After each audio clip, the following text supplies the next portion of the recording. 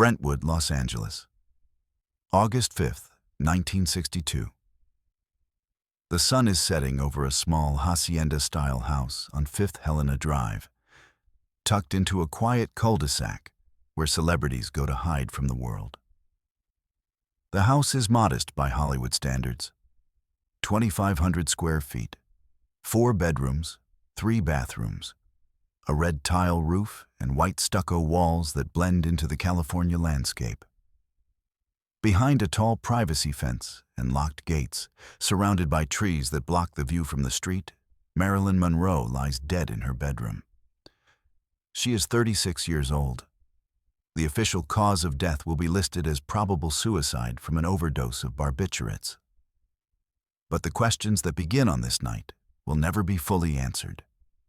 This house on Fifth Helena Drive was the first home Marilyn ever owned. She had lived her entire life in rented apartments, hotel rooms, and borrowed spaces.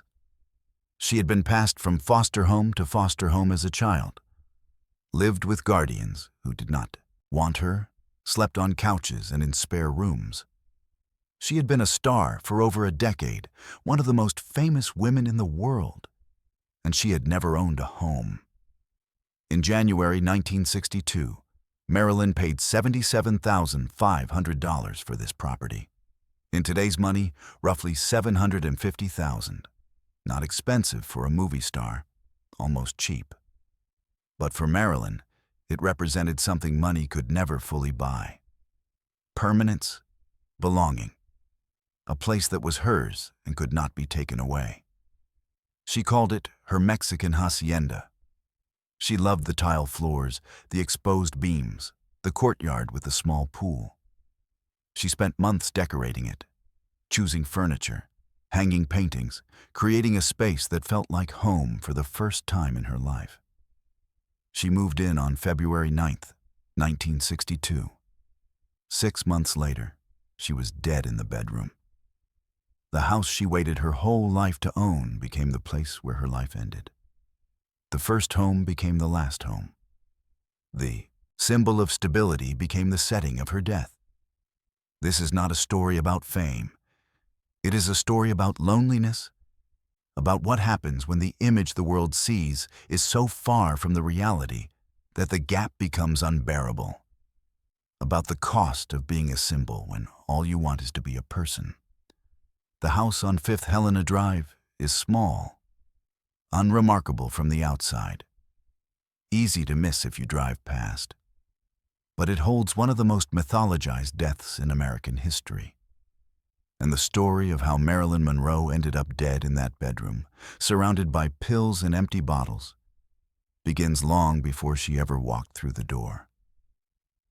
It begins in a childhood so broken that every relationship, every role, every moment of her adult life was shaped by the desperate need to be loved. And the terrible knowledge that love for her always came with conditions, always required performance, and always ended. Norma Jeane was born June 1st, 1926, in Los Angeles. Her mother, Gladys Pearl Baker, was a film cutter at Consolidated Film Industries. Her father was unknown. Gladys named several possible men, but never confirmed who. Norma Jeane was born without a father. That absence would define her. Gladys was not stable. She had already had 2 children from a previous marriage, both taken away and raised by her ex-husband. She was working long hours, barely surviving financially, and showing signs of mental illness that would eventually consume her completely. 2 weeks after Norma Jeane was born, Gladys placed her with a foster family. Not temporarily, indefinitely. Gladys could not care for a baby, could not afford it, could not manage the emotional and physical demands. So she paid $12 a week to a family named the Bolenders to raise her daughter. Norma Jeane lived with the Bolenders until she was 7 years old. They were strict, religious, and not affectionate. They provided shelter and food. They did not provide love. Norma Jeane later said she could not remember being hugged or held. She remembered rules. Church. Silence. In 1933, when Norma Jeane was 7, Gladys tried to take her back. She was working steadily. She had saved some money. She rented a small house and brought her daughter home. For a brief time, Norma Jeane had a mother. It lasted less than 2 years. In 1935, Gladys had a complete mental breakdown. She was diagnosed with paranoid schizophrenia. She was institutionalized. And Norma Jeane, at 9 years old, was alone again. She became a ward of the state. She was placed in an orphanage, the Los Angeles Orphans' Home Society. She spent over a year there. She later described it as the loneliest period of her life. Rows of beds, institutional food, no privacy, no one who knew her name. Just another unwanted child in a system overwhelmed with unwanted children. Then she was placed with a family friend of her mother's, Grace McKee. Grace was kind but unstable. She tried to care for Norma Jeane but struggled financially and emotionally. Over the next several years, Norma Jeane was passed between foster homes. Some families were decent, others were not. She later claimed that she was sexually assaulted by a boarder in one of the homes when she was 8 years old. She said she told the adults. They did not believe her. This pattern of not being believed, of having her reality dismissed, would repeat throughout her life. By the time Norma Jeane was 15, she had lived in 11 different homes. She had no permanent family, no stability, no one who chose to keep her. She learned early that love was conditional, that she was always one mistake away from being sent somewhere else, that her value was determined by how much trouble she caused and how little space she took up. In 1942, Grace McKee was getting remarried. She could not take Norma Jeane with her. The options were limited: another foster home or marriage. Grace knew a boy, James Dougherty, 20 years old, who lived nearby. Grace suggested he marry Norma Jeane, keep her out of foster care, give her stability. James agreed. On June 19, 1942, Norma Jeane Mortensen, 16 years old, married James Dougherty. She wore a borrowed wedding dress. She had known him for a few months. She did not love him. She married him to avoid being sent back to the orphanage. The marriage was not cruel. James was decent. But Norma Jeane was a child. She had no idea who she was or what she wanted. She only knew she was terrified of being alone. When James enlisted in the Merchant Marine during World War II, Norma Jeane got a job at a defense plant, inspecting parachutes and spraying fuselages. She was good at it. She was also noticed.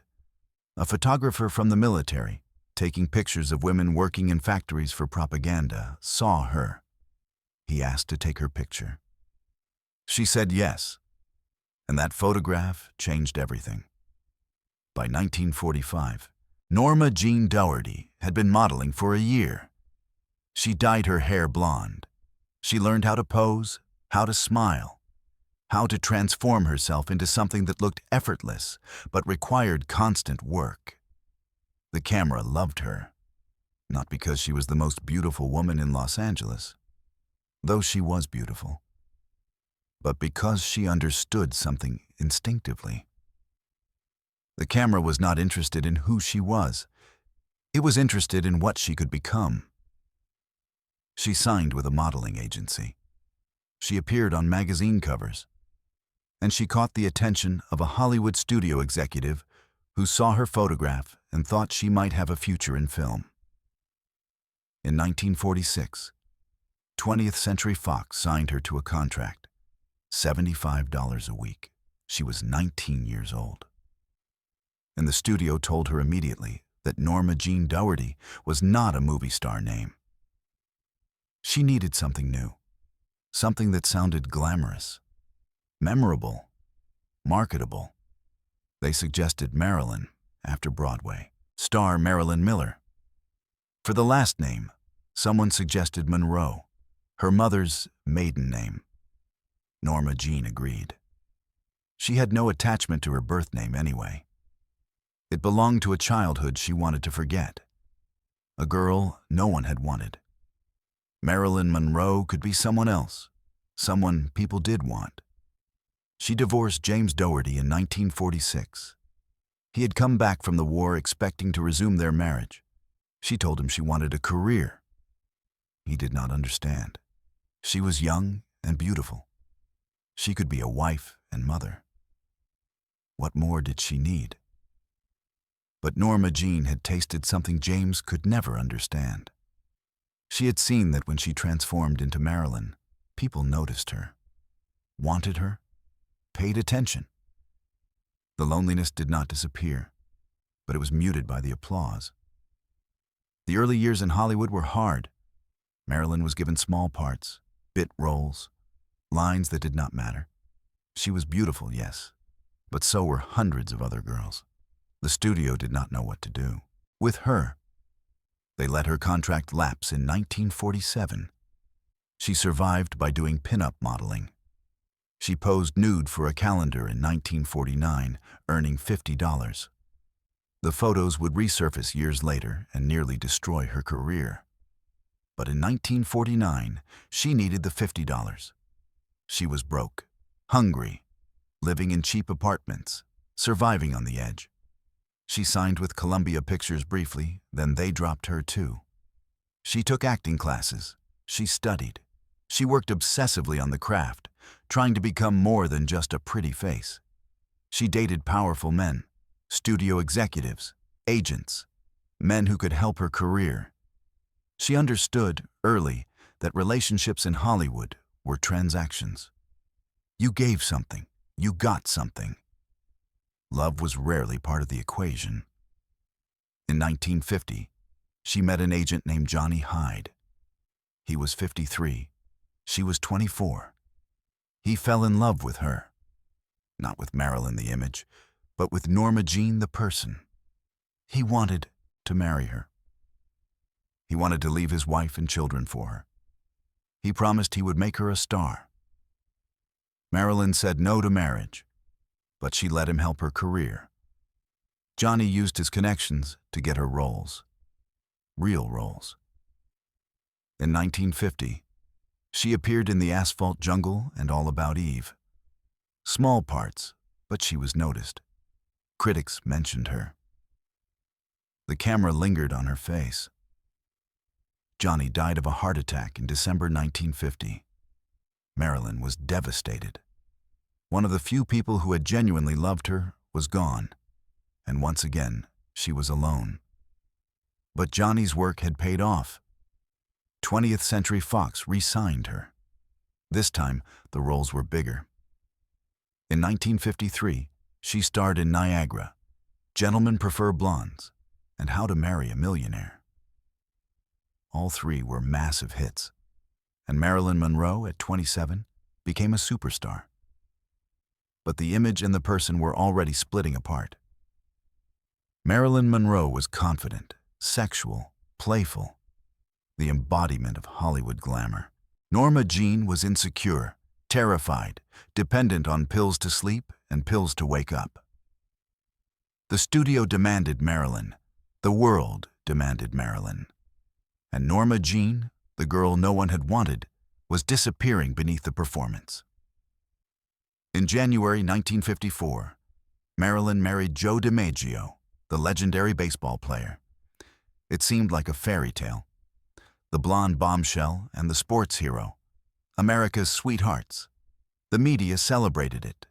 The public adored it. The marriage lasted 9 months.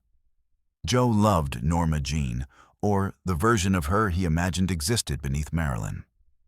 He wanted a traditional wife, someone who would stay home, cook dinner, be private. He was deeply uncomfortable with her career, with the way she dressed, with the way men looked at her. Marilyn could not be what Joe wanted. She had spent her entire life learning that her value was her image. that being Marilyn Monroe was the only thing that made people pay attention. She could not turn that off, could not become invisible, just because Joe was uncomfortable. The breaking point came during the filming of The 7-Year Itch, the famous scene where Marilyn stands over a subway grate and her white dress blows up around her legs. Joe was there, watching. He saw the crowd of men watching his wife. He saw photographers snapping pictures. He was humiliated. They fought. Joe's temper, which Marilyn had seen before, exploded. Some reports suggest he hit her. Others say he just screamed. Either way, the marriage was over. Marilyn filed for divorce in October 1954. But Joe never stopped loving her. He would remain in her life, in the background, trying to protect her from Hollywood and from herself. And when she died, Joe would be the one who claimed her body and arranged her funeral. Not her family, not her studio. Joe. In 1956, Marilyn married again. This time to playwright Arthur Miller, the intellectual and the movie star. The marriage was supposed to prove that Marilyn was more than just a sex symbol, that she was serious, thoughtful, an artist. Arthur represented everything Marilyn wanted to be: respected, taken seriously, valued for her mind, not just her body. She converted to Judaism for him. She studied his work. She tried to become the woman she thought he wanted. But Arthur, like Joe, fell in love with an idea. He thought he could save Marilyn, could fix her, could take the broken girl and make her whole. He wrote a character based on her for the film The Misfits, a damaged, fragile woman who needed saving. Marilyn read the script and was devastated. This was how Arthur saw her, not as a partner, as a patient. The marriage deteriorated. Marilyn had 2 miscarriages. The losses destroyed her. She had always wanted children, wanted a family, wanted the stability she never had as a child, and her body would not cooperate. She blamed herself. Arthur, consumed by his own work, could not comfort her, could not reach her. They divorced in 1961, after 5 years. Another failure. Another man who loved the idea of Marilyn, but could not handle the reality of Norma Jeane, the insecurity, the pills, the late nights, the depression, the desperate need for reassurance that no amount of fame could satisfy. By 1961, Marilyn was 35 years old. She had been a star for nearly a decade.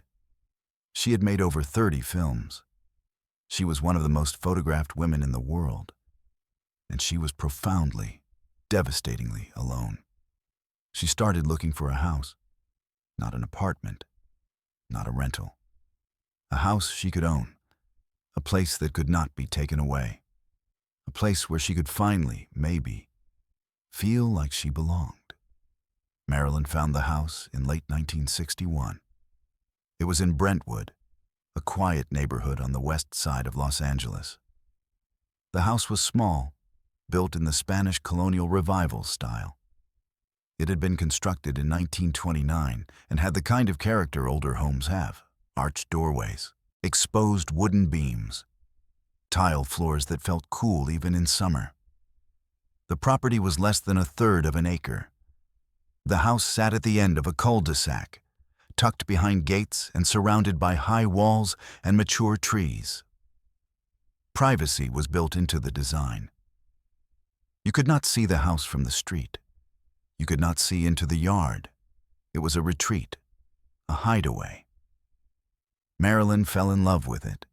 She loved the courtyard, the small pool shaped like a kidney, the guest cottage separated from the main house, the feeling of old Hollywood mixed with Mexican hacienda charm.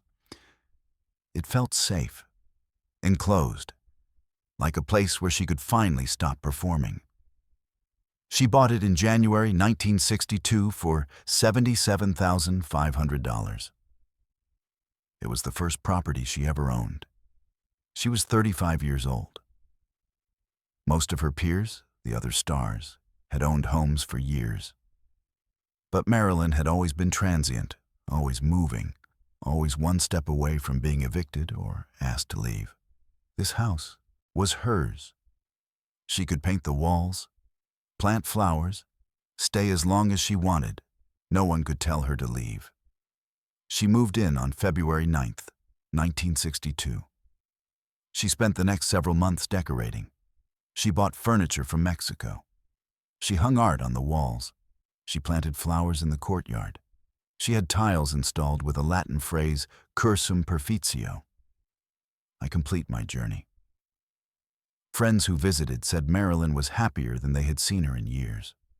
She talked about the house constantly, about her plans for it. She wanted to build a library. She collected books, hundreds of them, and she wanted a room just for reading. She talked about hosting dinners, having friends over, creating a life that felt normal.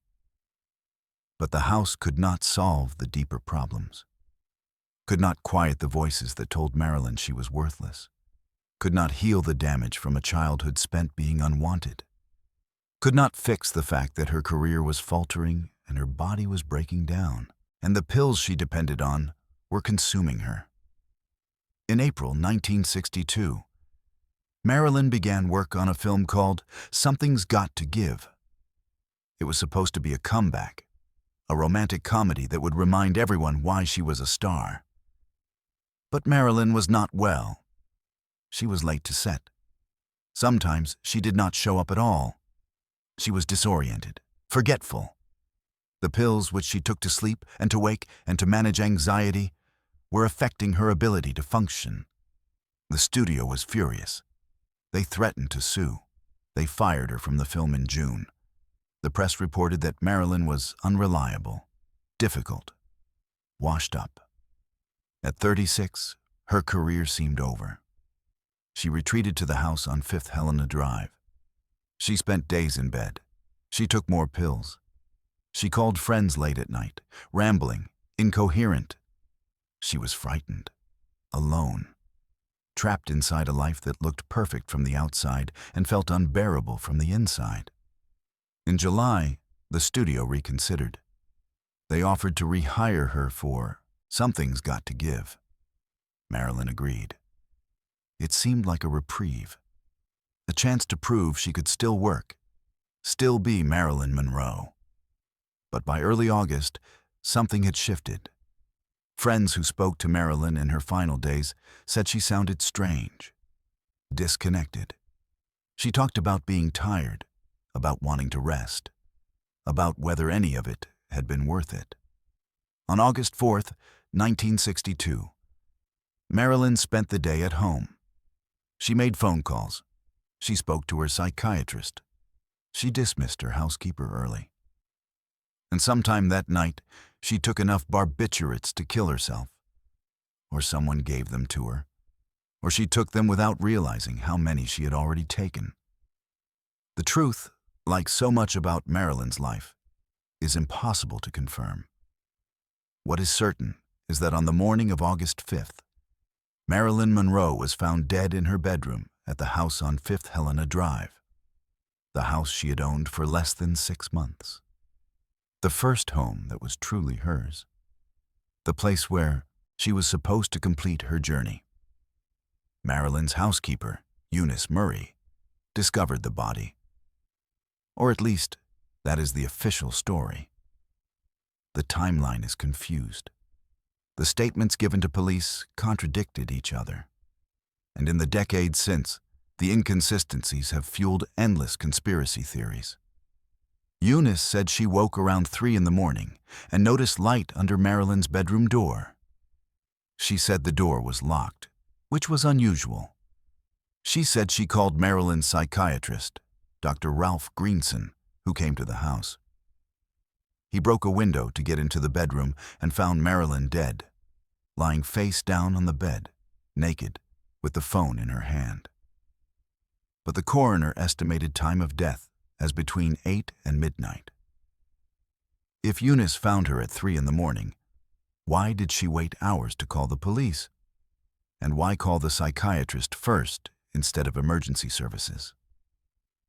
The police were not called until 4:25 in the morning. By the time they arrived, people had been in and out of the house. The scene had been disturbed. Evidence, if there was evidence, had been compromised. The official cause of death was listed as acute barbiturate poisoning, probable suicide. Marilyn had a history of overdoses, some accidental, some possibly intentional. The coroner found empty pill bottles near the bed. The conclusion seemed straightforward. But there were problems. No glass of water was found in the bedroom. How did Marilyn swallow that many pills without water? The toxicology report showed massive amounts of barbiturates in her blood, but very little in her stomach. If she swallowed the pills, they should have been in her digestive system, unless she took them over many hours, or unless they were administered another way. Some people suggested an injection or a suppository, methods that would leave no pills in the stomach but would deliver the drugs directly into the bloodstream. But there was no evidence of injection marks, no clear proof. Then there were the phone records. Marilyn made several calls that night, but the phone records from her house disappeared. The police requested them. The phone company said they could not be located. Convenient if someone wanted to hide who Marilyn was talking to in her final hours. The conspiracy theories began almost immediately. Some said Marilyn was murdered by the mafia. Others said the CIA or FBI was involved. Others said powerful men in Hollywood wanted her silenced. The most persistent theory involves her alleged affairs with President John F. Kennedy and his brother, Attorney General Robert Kennedy. The theory goes that Marilyn was having relationships with both brothers, that she knew secrets, that she was becoming a liability, that she threatened to go public, and that someone, either to protect the Kennedys or to protect themselves, killed her and made it look like suicide. There is no conclusive proof. There are witnesses who claim Robert Kennedy was in Los Angeles that day, even though official records say he was in Northern California. There are people who claim to have seen him at Marilyn's house. There are people who claim Marilyn kept a diary that disappeared after her death, a diary that allegedly contained information about the Kennedys. But there are also witnesses who contradict those claims, records that place Robert Kennedy elsewhere, explanations for the inconsistencies that do not require murder. The truth is unknowable. The scene was contaminated. The witnesses have changed their stories over the years. The physical evidence is gone. What remains is speculation. And the questions, like so much about Marilyn, reflect what people want to believe more than what actually happened. If you believe Marilyn was a victim, exploited and discarded by powerful men, then murder makes sense. If you believe she was a troubled woman struggling with addiction and depression, then suicide makes sense. Both narratives fit. Both leave out complexity. Both reduce Marilyn to a symbol instead of a person. What is certain is that the house on Fifth Helena Drive became infamous. The place where Marilyn Monroe died. The last chapter in a life that the world could not stop watching. After Marilyn's death, the house on Fifth Helena Drive passed through several owners. No one stayed long. The property became known as the house where Marilyn died, and that association made it difficult to sell. People did not want to live in a place so connected to tragedy. Joe DiMaggio claimed Marilyn's body. He arranged the funeral. He banned most of Hollywood from attending, furious at the industry he believed had destroyed her. He sent roses to her grave 3 times a week for 20 years. He never remarried. He never stopped loving the woman he could not save. The house itself was sold by Marilyn's estate. It changed hands multiple times over the decades. Some owners renovated it. Others tried to preserve it as it was when Marilyn lived there. The address became a pilgrimage site for fans. People left flowers at the gate, took photos, tried to peek through the hedges. In 2017, the current owners at the time attempted to demolish the house. They wanted to build something larger, more modern. The property was valuable for the land, not the structure. The house itself, by Los Angeles real estate standards, was outdated, small, not worth preserving for its architecture. But the public outcry was immediate. Preservationists argued that the house was historically significant, not because of its design, but because Marilyn Monroe had lived and died there. The Los Angeles City Council intervened. They designated the property as a historical landmark, preventing demolition. The house was saved. But the question remained, what exactly was being preserved? A structure or a myth? Because the house on Fifth Helena Drive is not architecturally significant. It is not uniquely beautiful. It is just a small Spanish-style house in Brentwood. What makes it significant is the woman who died there. And what makes her significant is not what she was, but what the world turned her into. Marilyn Monroe has been dead for over 60 years. But the image of her, the myth of her, is more powerful than ever. She is one of the most recognizable faces in the world. Her movies are still watched. Her photographs still sell. Her life is endlessly analyzed, reinterpreted, and mythologized. But the real Norma Jeane, the woman inside the image, is lost, buried beneath decades of speculation and projection. The house is a monument to that loss, a place where people go to feel close to someone they never knew. A woman who was never fully understood when she was alive, and who has been turned into a symbol now that she is dead. The house on Fifth Helena Drive is small. Smaller than most people imagine when they think of a movie star's home. Marilyn Monroe, at the height of her fame, owned a house that would fit comfortably in any middle-class neighborhood. That is the first thing the house reveals. Marilyn was not as wealthy as people assumed. She made a lot of money during her career, but she spent it on clothes, on medical bills, on supporting family members, on the hangers-on who surrounded her. By the time she bought the house, she was not broke, but she was not secure either.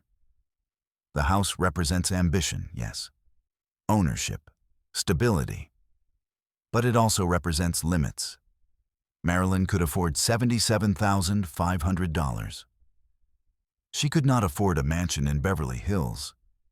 She could not afford the kind of estate that other stars her age owned. The house is modest because Marilyn's finances were modest. The second thing the house reveals is isolation. The walls, the gates, the trees blocking the view. Marilyn chose privacy. She wanted to be able to live without being watched.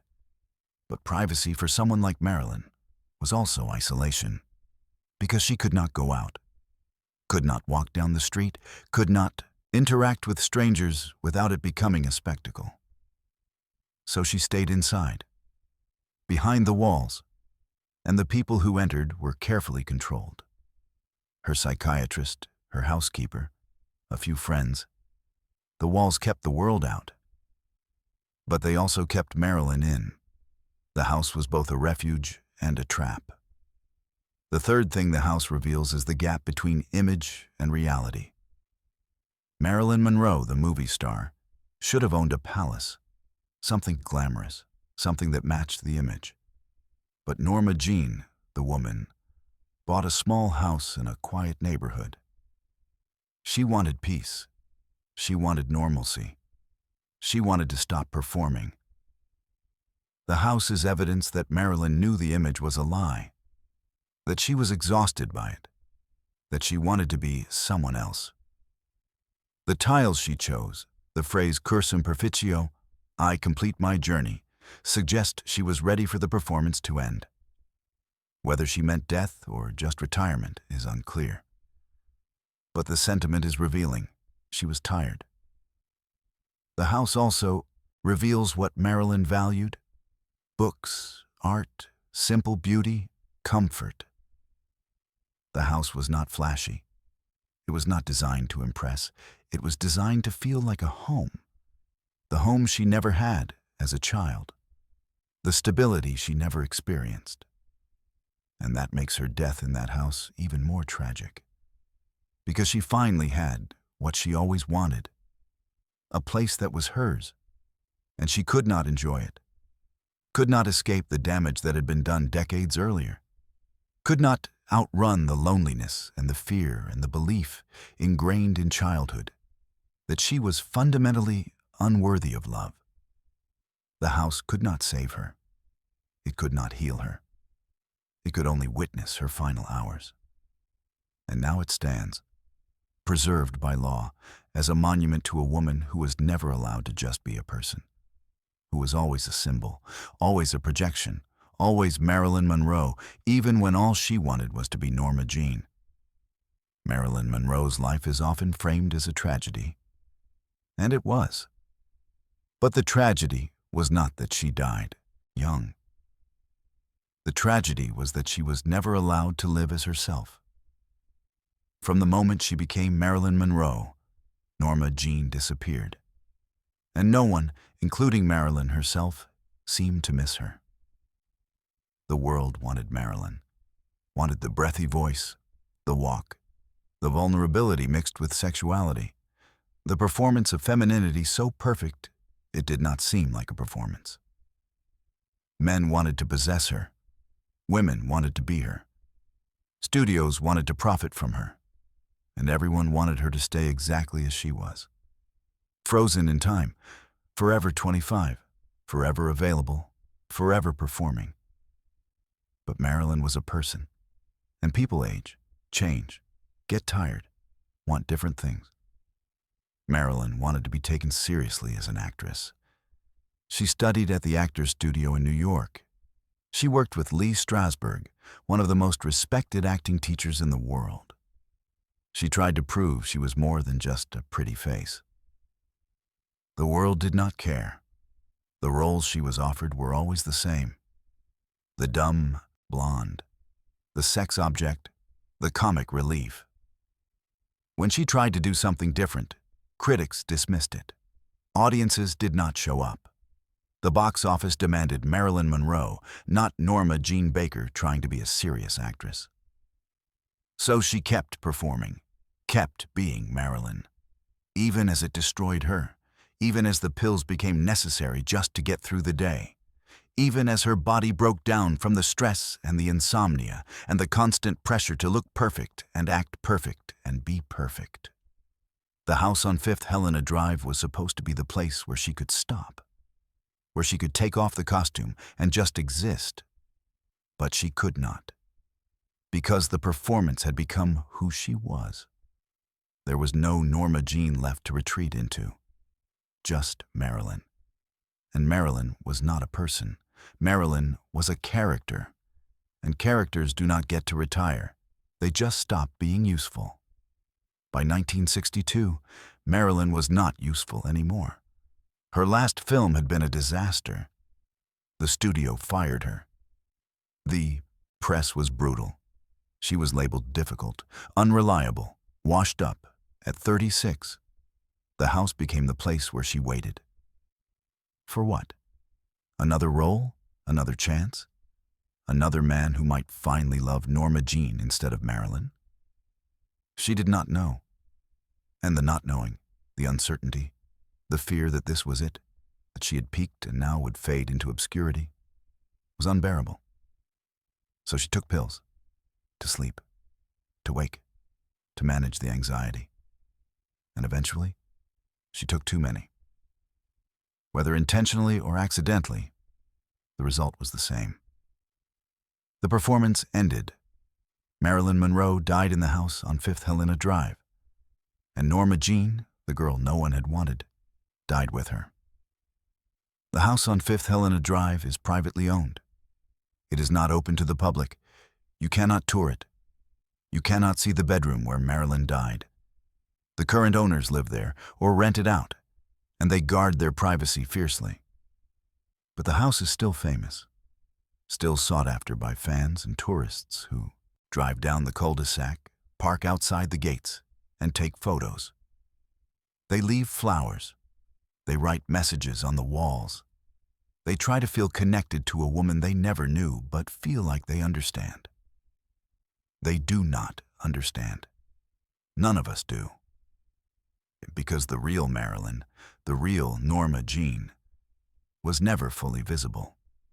She was always performing, always hiding, always protecting the wounded child inside from a world that did not care about wounded children, that only cared about beautiful women who knew how to smile on command.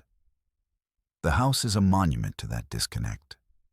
A small, modest home that represents everything Marilyn wanted but could never fully have.